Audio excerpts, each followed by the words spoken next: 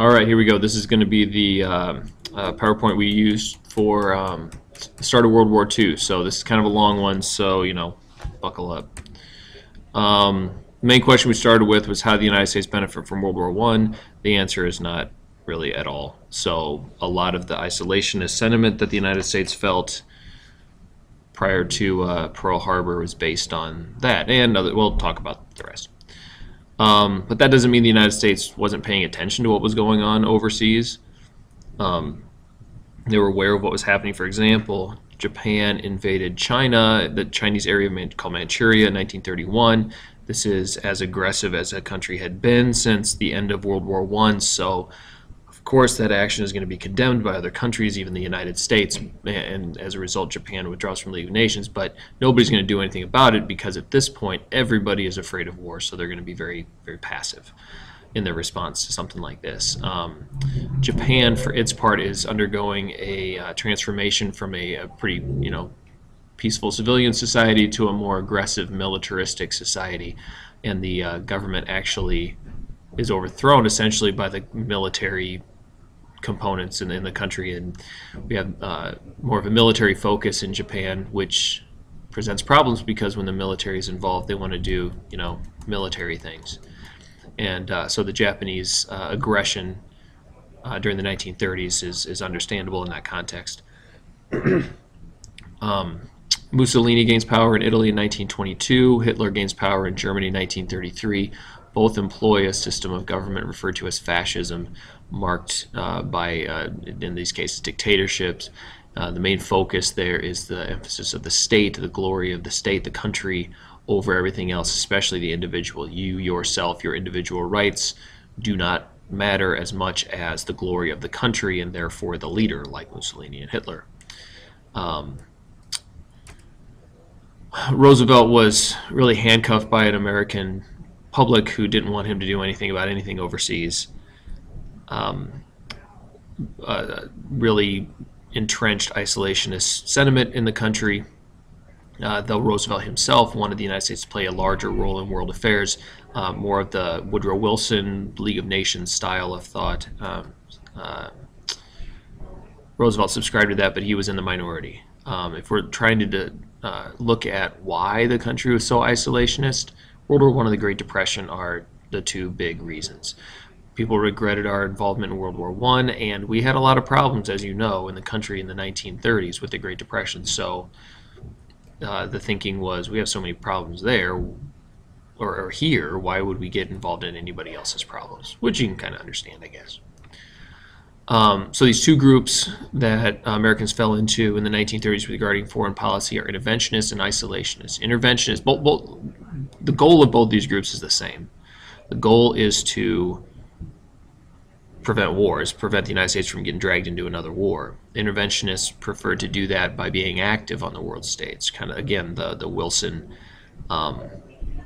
League of Nations style of foreign policy. The thinking was, if we work to prevent war anywhere in the world, of course the United States can't get involved in war. That'd be impossible because there is no war. Isolationists, on the other hand, said the United States is geographically isolated. Nobody's coming to this country and invading here, so we don't need to be involved in anything. And if we avoid those alliances, political military alliances, then nothing bad's going to happen. And that group is made up of Republicans and Democrats. It's not a partisan thing. That isolationism was made into law by several neutrality acts in the second half of the 1930s. Those neutrality acts were put to the test when, in October 1935, Italy invades Ethiopia to show how strong they are.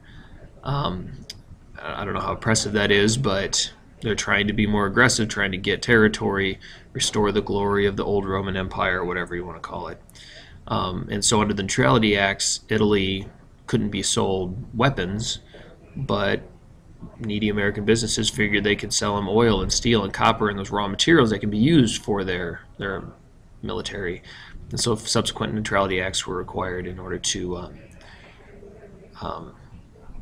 prevent that from happening. Now, perversely, the neutrality acts actually benefited Germany because while Germany didn't need the United States' help, they were rearming and rebuilding their military and their economy on their own. The countries that were potential targets of Germany certainly needed the United States' help, but the Neutrality Acts prevented that from happening, so it gave Germany an easier time taking these countries over. An example of that, not necessarily taking over another country, but an example of early German aggression is in 1936. Germany occupied an area called the Rhineland. This is a part of Germany that the Treaty of Versailles said no troops could be in it. So it's right on the French border, and the French were afraid of German troops right on their border because of World War I. So they couldn't have any troops there. In 1936, Germany put troops there just to kind of see what would happen, to see what Britain and France would do. Britain and France did nothing. The League of Nations did nothing. The United States does nothing, says nothing. So Hitler's lesson from this is, hey, I can do whatever I want. This is pretty awesome. So Franklin Roosevelt, seeing some of this aggression, wanting to make sure, again, in his interventionist style, wanting to make sure that war doesn't come to our shores, tries to get involved, but he has to do that in a country that's mostly isolationist. So he has to figure out a plan that can accomplish both of those things at the same time. So he comes up with the cash and carry plan. The cash and carry plan says that we can sell supplies, not munitions, not weapons, to certain countries if they pay cash and come and get it themselves. So there's zero risk here for the United States. We don't risk. There's no risk in not getting paid back for loans because they have to pay cash. There's no risk in American ships being sunk and American lives being lost because we're not delivering anything. This policy really helped Britain more than any others because of their powerful navy, and it was a way to help the countries we wanted to help without assuming any risk for the United States. Pretty smart plan. This is the first step in the United States' path from from isolation to intervention, and I'll highlight the subsequent steps here in a little bit. The bad guys formed a team in 1937. They're called the Axis powers. FDR still can't really do anything. Germany continues its aggression by annexing Austria in 1938 and sets its sight on this white area of Czechoslovakia called the Sudetenland. His overall goal was to get all ethnic Germans under his control, under his empire, his Reich. He does that when he occupies the Rhineland. He does that when he annexes Austria. He wants the Sudetenland, which has a lot of ethnic Germans in it. Of course, Czechoslovakia doesn't want that. They don't want to give up part of their territory. So they say no. And so there's a conference between Britain and Germany in Munich, Germany in 1938. And at this conference, Hitler promises Britain not going to be aggressive anymore if he's allowed to take the Sudetenland, occupy the Sudetenland. Of course, that's a lie, but from a British point of view, they feel like they've avoided war. We give him this one more little thing. He's not going to be aggressive anymore. Awesome. We don't have to worry about war.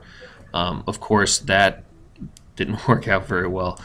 This is a policy known as appeasement. Just giving an aggressor what they want just to shut them up only makes them more aggressive. And that was certainly the case here in 1938 with Hitler. And so at that point, it's very clear that Hitler's a liar. You can't trust him. He eventually takes the rest of Czechoslovakia, and he looks at Poland next.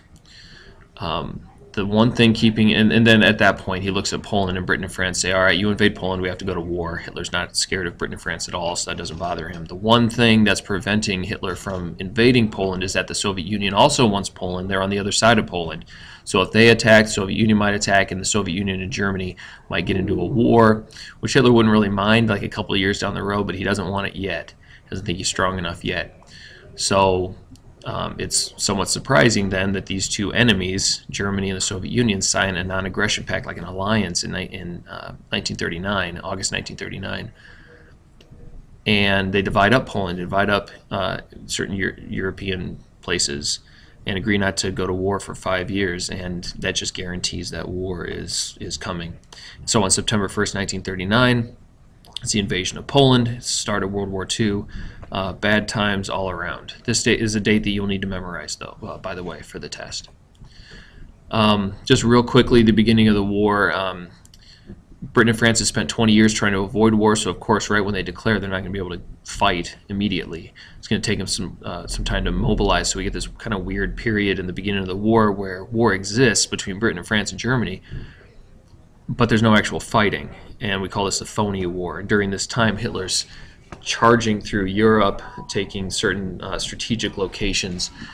Britain and France, once they get involved in the war, they just really have no chance, and France is defeated in 6 weeks, which is pretty embarrassing for a supposed powerful country. So there's no more allies on the continent of Europe to fight back against Germany, which is a problem, obviously. We're going to skip that. So I mentioned the cash and carry plan earlier as a step away from isolation. Here are some subsequent steps that get the United States more and more involved and assume more and more risk in the process. The destroyer deal gave Britain 50 old World War I era destroyer ships that Britain needed for the war. The United States got military bases in return, like as a trade, but that's not necessarily super equal. The United States in 1940 initiates the first peacetime draft in American history that gets America more involved, prepared for a possible war. And in 1941, the United States institutes the Lend-Lease Act because Britain couldn't abide by the terms of the cash carry plan anymore. They ran out of money. They still needed stuff. And as a result, Hitler kind of convinced Congress and the American people that it is the right thing to do to supply Britain, to lend Britain, to loan Britain certain war goods as a way of protecting the United States. And he effectively did that. So those 4 things, cash and carry plan, destroyer deal, peacetime draft, Lend-Lease Act, moved the United States closer to, or more and more involved in each step, assuming more risk for the United States in each step. And that's kind of a main idea in America, pre-war experiences. In terms of the Pacific, Japan's continuing to expand. At a certain point, the United States kind of puts its foot down, establishes an embargo against Japan. We're not going to trade them certain things. We're not going to sell them certain things, especially oil and scrap metal, which they really need for their industry. So they're mad at us. We're mad at them. We're trying to negotiate. There's no real middle ground here. They're not going to stop expanding. We're not going to back down. So there's not a lot of hope for a settlement. And as things get more and more, as relations between Japan and the United States deteriorate, it looks like maybe a war is on the horizon. U.S. military leaders don't really want that yet because we're not super strong. It's not inconceivable that the Japanese would attack the United States, but it's seen as likely in Guam and the Philippines rather than Hawaii, which was seen as too remote. But that's where the attack took place on December 7th, 1941, another date that you'll need to know.